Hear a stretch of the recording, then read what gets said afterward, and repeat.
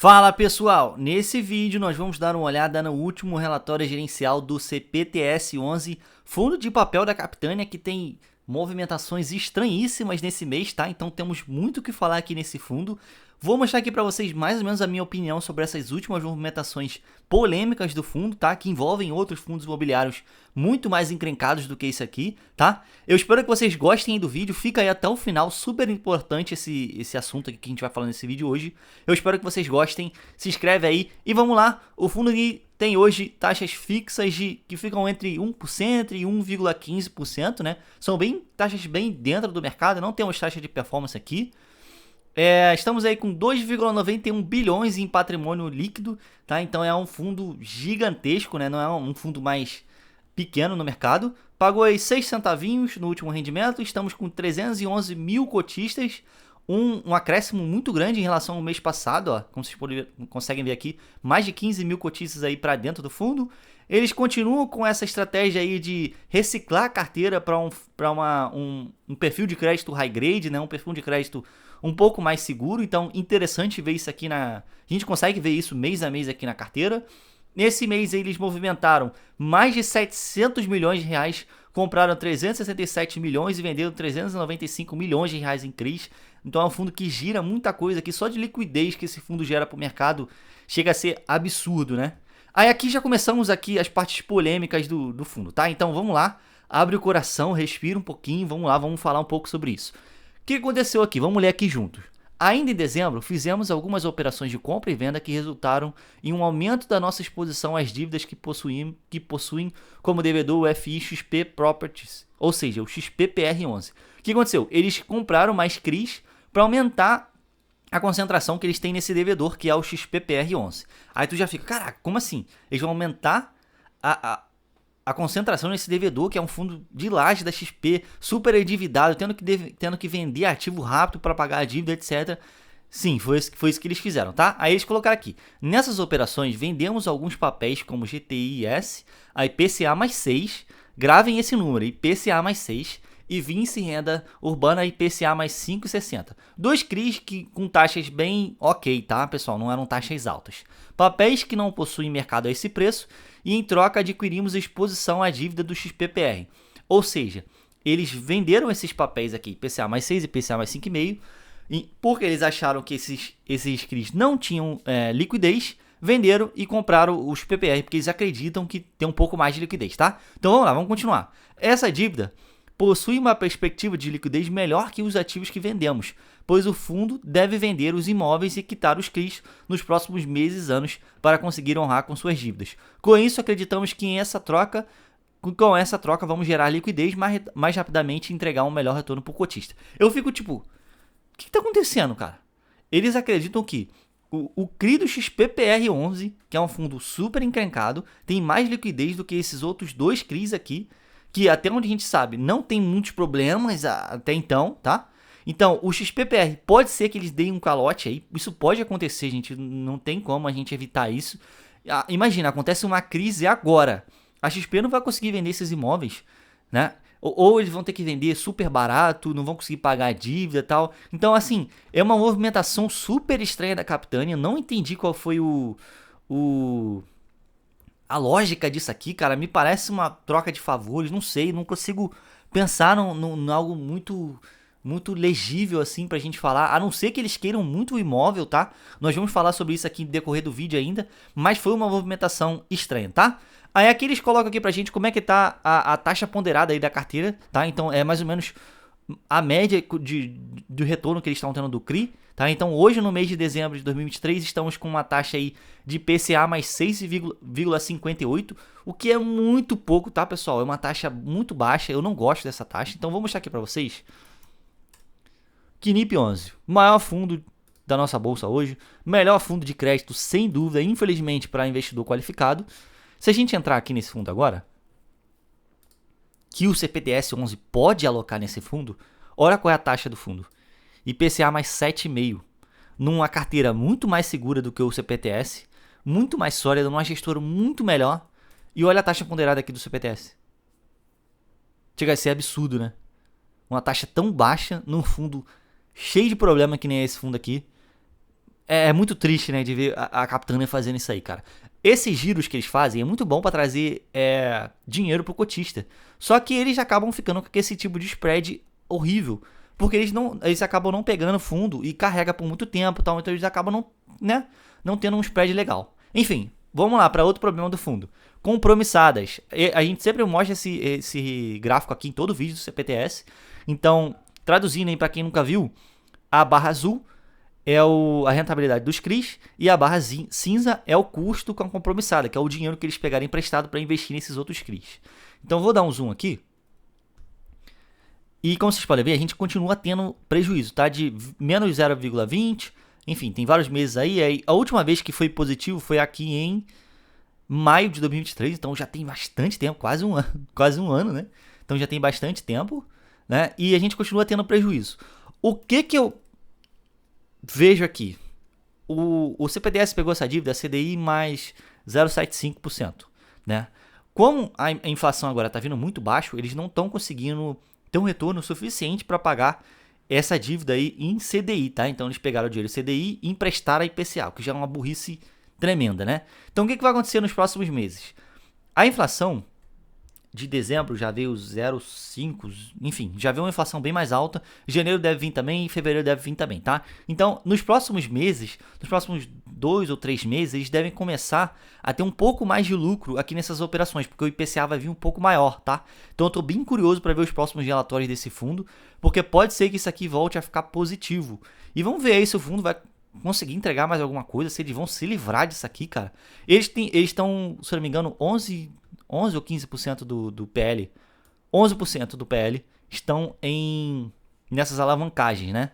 Então o que eles têm que fazer agora? Eles precisam vender, se eles quisessem liquidar isso hoje, eles precisariam vender quase, sei lá, 14, 15% da carteira hoje, né? Dos CRIs que eles têm, fundo imobiliário, etc.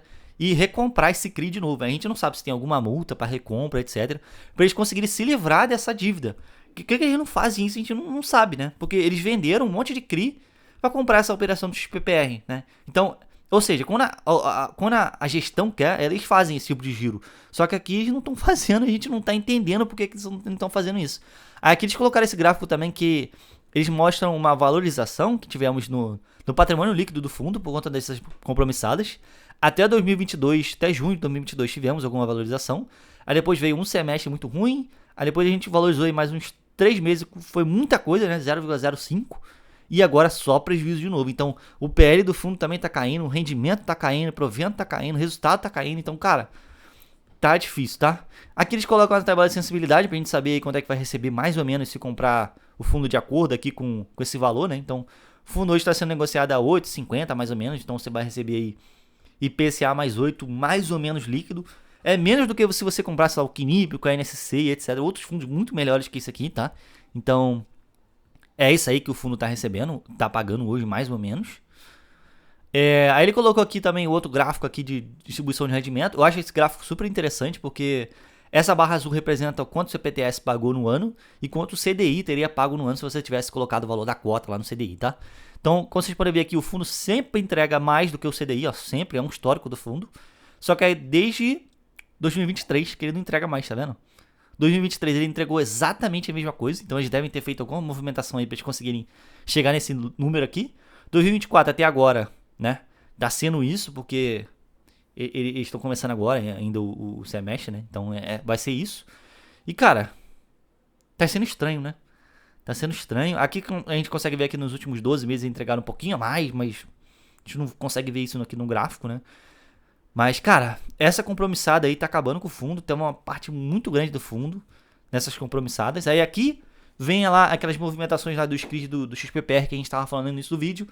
Eles compraram esses 3 CRIs aqui que estão em verde, tá? Então eles compraram esse Faria Lima Plaza, que é gente, um dos melhores prédios da Faria Lima, tá? Então, assim, não é problema de qualidade de imóvel, não é isso que eu tô querendo dizer, tá? É um prédio irado na Faria Lima, tá? Enfim, é um projeto único e tal, então é um imóvel bom pra caramba.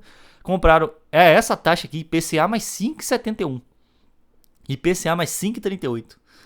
Então, assim, não é uma taxa para longo prazo, não é uma parada que vai receber muita coisa. Qualquer fundo high grade aí tá comprando hoje, a IPCA mais 8, IPCA mais 7,5, né? Então é muito ruim isso aqui. E compraram também esse outro ativo aqui, esse outro CRI, que é do Hightower, que também é ativo lá do XPPR, tá? Então, enfim, também outra taxa ruim, IPCA mais 6, tá vendo?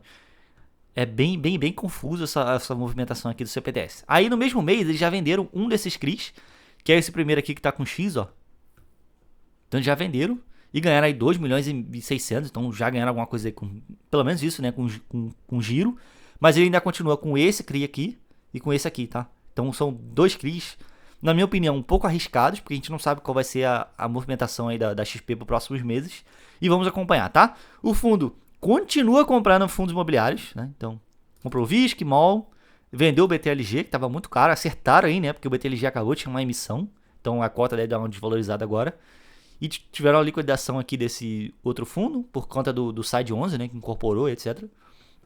E, enfim, não tô gostando que esse fundo continua comprando CRI, é um valor absurdo, ó, 18 milhões, 11 milhões. Eles continuam comprando fundos imobiliários, né? Desculpa a confusão aí, gente. Continuam comprando fundo. Aí aqui falando de DRE, outra decepção gigantesca também, dezembro de 2023. Receitas, 26 milhões de reais, mais ou menos a mesma coisa do mês passado. Despesa, 5 milhões e 800, né? Então, só dar um zoom aqui pra vocês. Foi um pouquinho menos do que o mês passado, tá? De despesa, um pouquinho menos do que o último semestre inteiro, né? Mas ainda continuamos aí com 22% da receita sendo gasta em despesas do fundo, tá? Aí aqui, dessas despesas, 3 milhões e meio foram de despesas financeiras com alavancagem lá, então com as compromissadas do fundo, tá? Então mais da metade da despesa do fundo tá vindo dessas compromissadas. Se não tivesse aí compromissada, o fundo ia estar gastando uns 10, 9% por mês. Seria lindo, né? O tanto que ele ia estar entregando aí pra gente. Enfim, muita decepção aqui nesse fundo, né? Enfim, o fundo aqui tem um histórico de entregar mais ou menos sempre o que gera, né? Então ele não é um fundo que guarda resultado. Liquidez média diária aí 6 milhões e pouquinho. Normal por conta da base 10, né, etc. Aí aqui, número de cotistas subiu um pouquinho também, né? 311 mil cotistas. De 2022 para cá explodiu, né? O número de cotistas cresceu muito. Aqui falando de alocação da carteira rapidamente.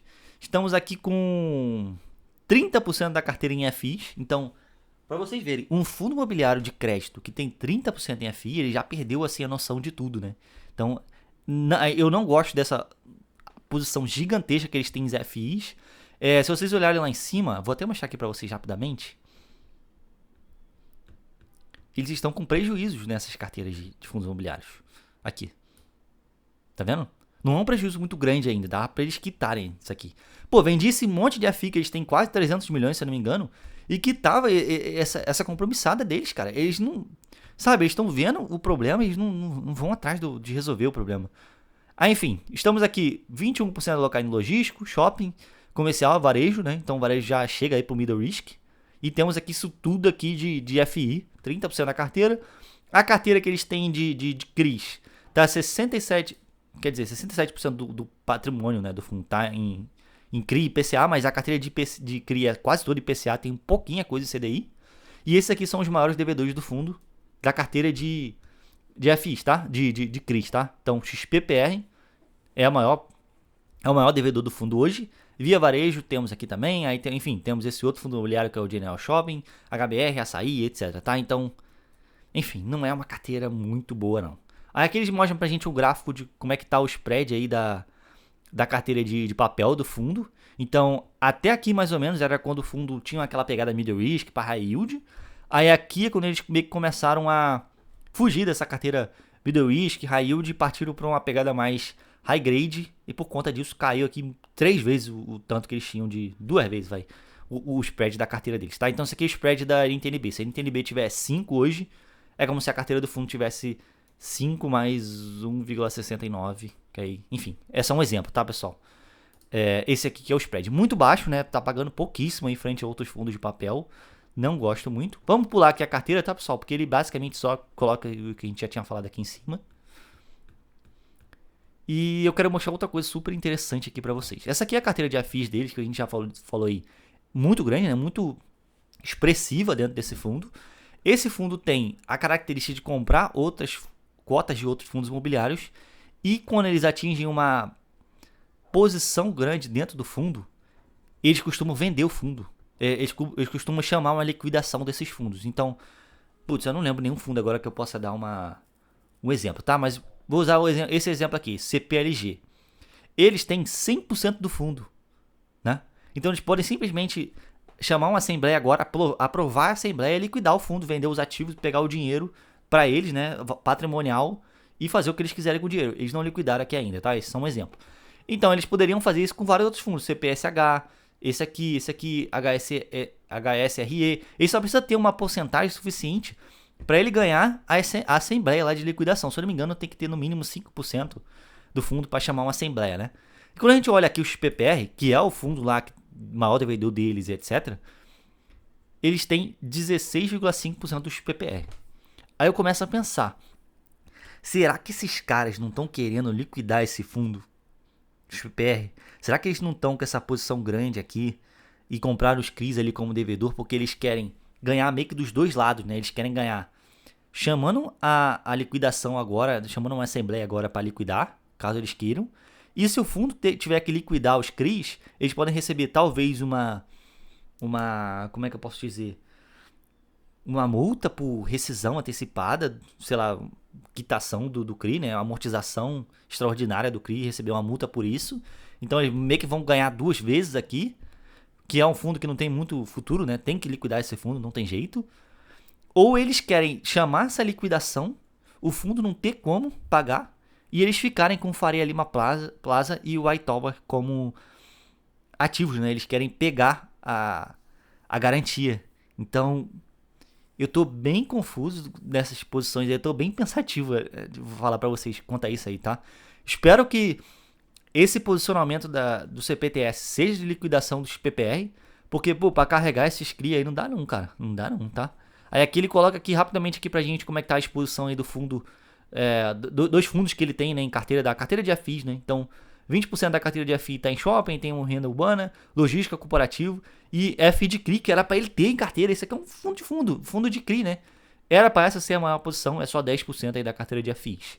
Gente, é isso. Me estendi muito aqui no vídeo, espero que vocês tenham gostado. Esse tipo de papo a gente tem muito aqui na área de membros do canal, então quem se interessar aí nesse tipo de análise, por favor, se torne membro aí, é o primeiro link aqui na descrição do vídeo. Espero que vocês tenham gostado, se inscreve aí no canal, deixa um like, tchau, tchau, vejo vocês no próximo vídeo. Tchau, tchau.